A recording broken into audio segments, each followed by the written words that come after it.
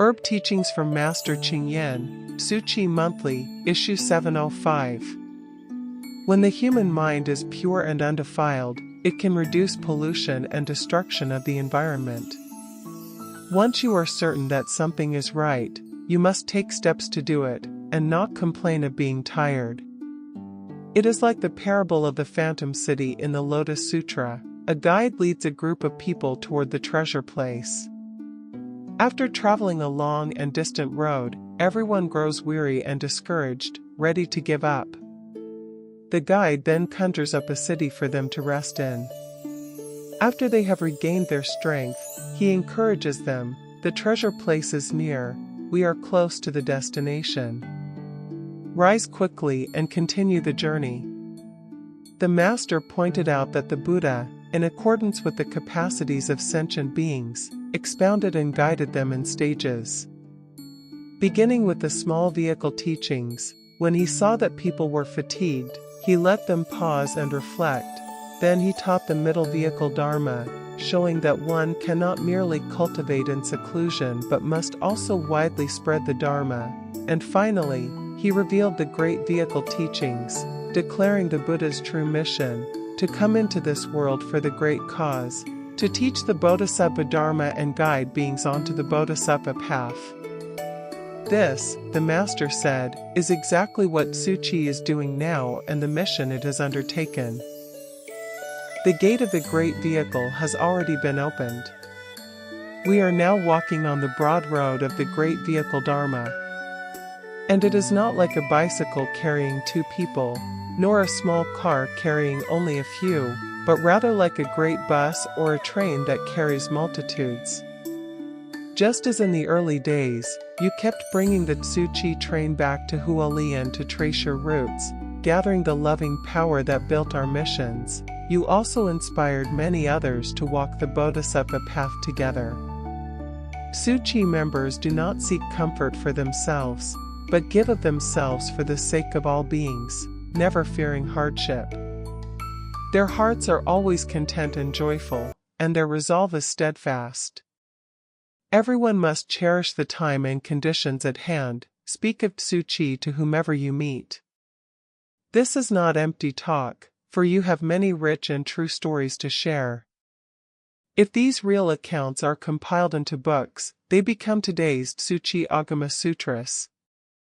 The Master went on to speak about the global population, which now exceeds 8 billion. In the past century, the population has soared, and human activity has caused increasingly severe environmental pollution, which has already affected the Earth's climate. In truth, wherever there are people, there will be pollution. For example, even in our present gathering, we wear our masks tightly in order to prevent the spread of disease. Otherwise, as we speak, viruses and bacteria are carried out with our breath and saliva. Though invisible to the eye, they can still cause cross-infection among people. Epidemics, too, are a grave disaster. Pollution and disease transmission are unseen and unavoidable. So, what can be done? We must begin with our daily lives, reduce pollution, keep the air fresh, and protect the earth.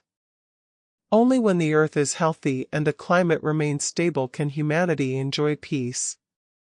Therefore, we must have the courage to advocate for environmental protection, to practice great education. Every word we speak, every gesture we make, should exert a wholesome influence in educating others. Listening to everyone's sharing, what you are reciting is like an environmental sutra. This sutra has arisen in response to the defiled age we live in. It is a Dharma treasure for the world. Buddhism has the three treasures, the Buddha, the Dharma, and the Sangha.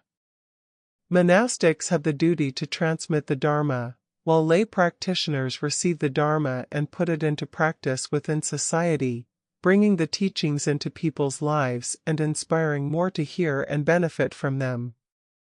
If only the monastics were to spread the Dharma without the help of the laity, it would be very difficult. But you are not merely speaking the Dharma with words, you are practicing it in action.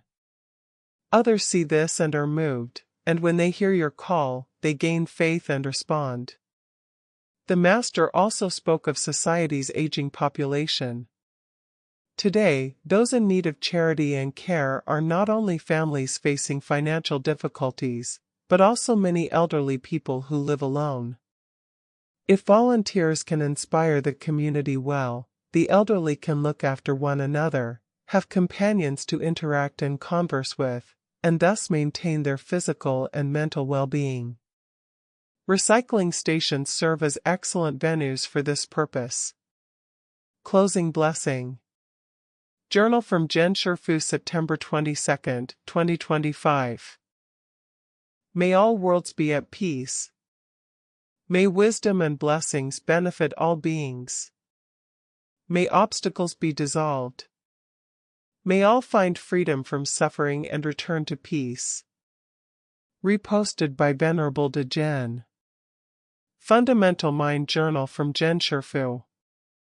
Translated by Cheng Hawking. Malaysia.